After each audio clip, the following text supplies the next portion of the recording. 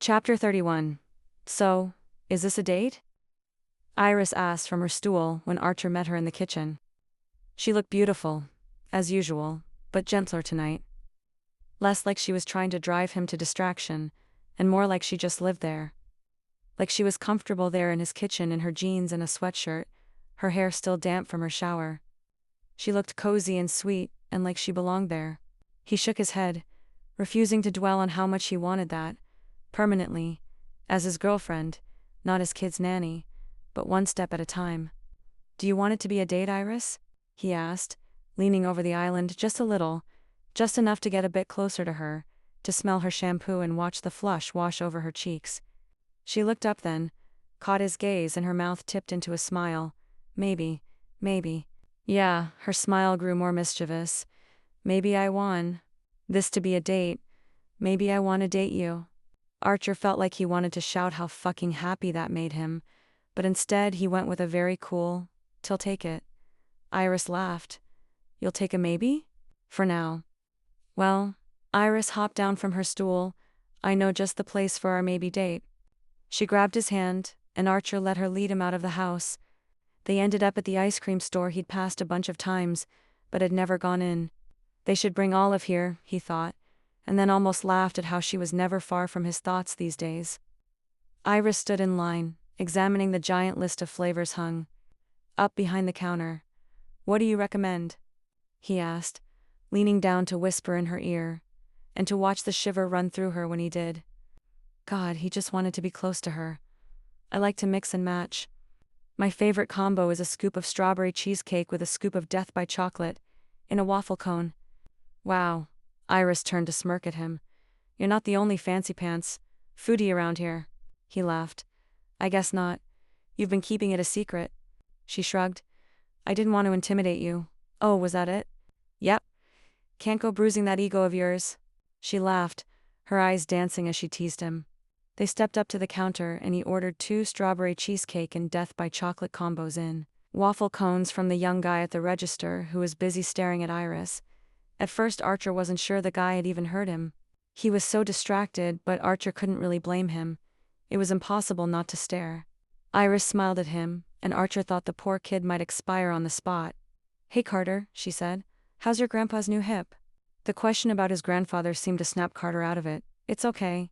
But my grandma said she might put a pillow over his face while he's sleeping and put them both out of their misery. Iris threw her head back and laughed, her hair like a fiery stream down her back. Wow. That woman is dark, she said when she'd caught her breath. Yeah, Carter said with one more shy smile at Iris before he went and scooped their ice creams. Do you know every senior citizen in this town? Archer asked while they waited. Pretty much. You know that's remarkable, right, is it? I've lived here my whole life. It would be weird if I didn't. He didn't really have a response for that, except he knew it wasn't just because she'd lived here her whole life.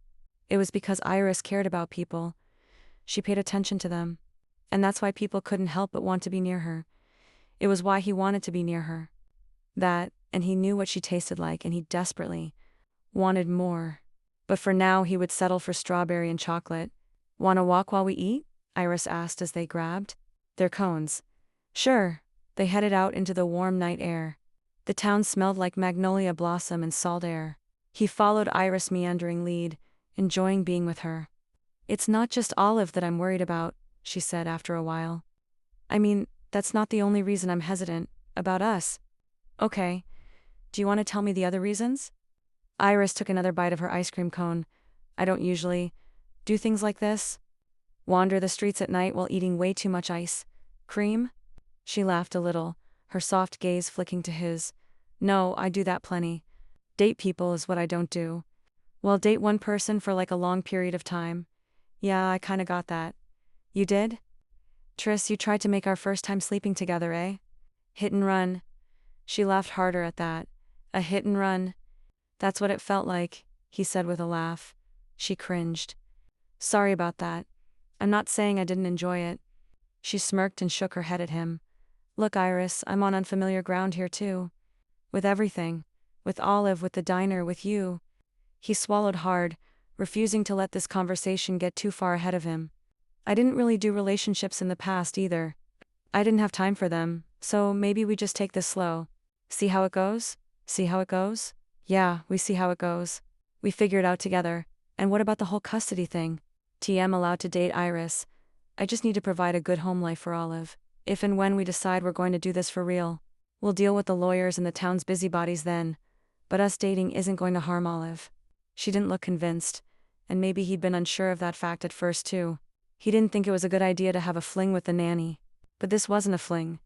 He knew Iris's heart now. He knew she wouldn't hurt Olive. She glanced at him from the corner of her eye as they walked, and he held his breath as he waited for her to respond. Had he said too much, pushed her too far already? And what about the fact that you're still my boss? She asked. Are you going to report me to HR, Iris? He teased, nudging her gently, but the look on her face was serious. Do you want to stop being Olive's nanny? She had a right to say no, of course she did, but still he hoped she'd stay. Iris made a humming sound in the back of her throat as she thought, well, if the goal is to disrupt Olive's life as little as possible, then I should probably stay on as her nanny. Are you sure? I really don't want you to be uncomfortable with this whole thing, I know you don't. So let's just take it slow and see how it goes. Like you said. Her hesitant smile had him breathing a sigh of relief. Okay, good. But we still don't tell Olive, she said, her brows drawing together in concern.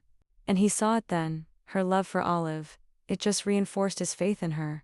She didn't want to disappoint his little girl, and he didn't want to either. He wanted to be able to tell Olive and the lawyers when this whole thing was on more solid ground, but he understood that Iris needed more time. Agreed. And she's like a little detective, so we need to be discreet. Archer laughed. Definitely. They'd come to the end of a dead-end street and the harbor stretched out ahead of them. Iris walked out onto one of the big rocks that separated a small beach from the residential street they'd just come from. She sat and he followed suit. The waves lapped quietly at the shore, the moon hanging low over the water. This is one of my favorite spots, she said, tipping her head onto his shoulder. It's a good spot, any place where Iris rested her head on. Him was a good spot. Did you know that Olive wants a bunny now? She's moved on from puppies, she said. She's mentioned that to me several hundred times, yes. Iris laughed, and he felt the sound down to his toes. So are you going to get her one? A bunny? Hell no. We'll see. I predict she talks you into it. Archer shook his head. The last thing we need in this house is a pet. If she flutters those long lashes enough, you'll get her one. You'll do anything for her, Arch. Arch. The teasing was gone.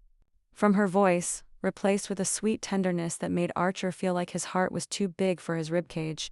That little shortening of his name, something people did all the time, sounded like the sweetest endearment from her lips. Oh Christ. He had it bad. He cleared his throat. I do a lot. But I draw the line at bunnies. Iris lifted her head and turned toward him on their sun-warmed rock. She looked beautiful in the moonlight, like a character out of Olive's book of fairy tales. He leaned forward and brushed his lips over hers. I'm really glad I moved here, he said, because it was true, so much truer than he ever thought it could be. How was it only a few months ago that he was scrambling to figure out a way to leave? He felt Iris's smile against his lips. Me too. She kissed him, tangling her hands in his hair, and he pulled her closer, wanting all of her but willing to settle for her sighs and whimpers, and the feel of her soft curves beneath his fingers in the moonlight. Later, as they walked into the house, Iris whispered, this was a nice date, with her fingers still twined in his, and her confession that it was a date felt like a win to Archer. Yeah, it was. I'll walk you to your room. Iris giggled. You'll walk me to my room? Archer smirked. I have to make sure you get home. Safely, they snuck quietly down the hall, past Olive's bedroom, peeking in to make sure she was fast asleep under a pile of stuffed animals. They stopped outside Iris's room and she looked up at him, and he wanted to take her to his room and kiss her everywhere, but he also wanted to show her he wanted more than that. He dipped his head and she rose to meet him, her lips warm and soft on his. The kiss was slow and sweet and tasted like strawberries and chocolate. Iris sighed and pressed her body against his, every curve teasing him. And Christ, did Archer want to lean into it, but he pulled away, resting his forehead against hers. Good night, Iris. Her eyes were big and dark, her cheeks flushed. What do you mean good night? He smiled. I mean, will you go on a date with me again, tomorrow night? She stared at him for a minute. and he thought maybe he'd overplayed his hand, but then she gave him a small nod. Great, 9 o'clock, the kitchen.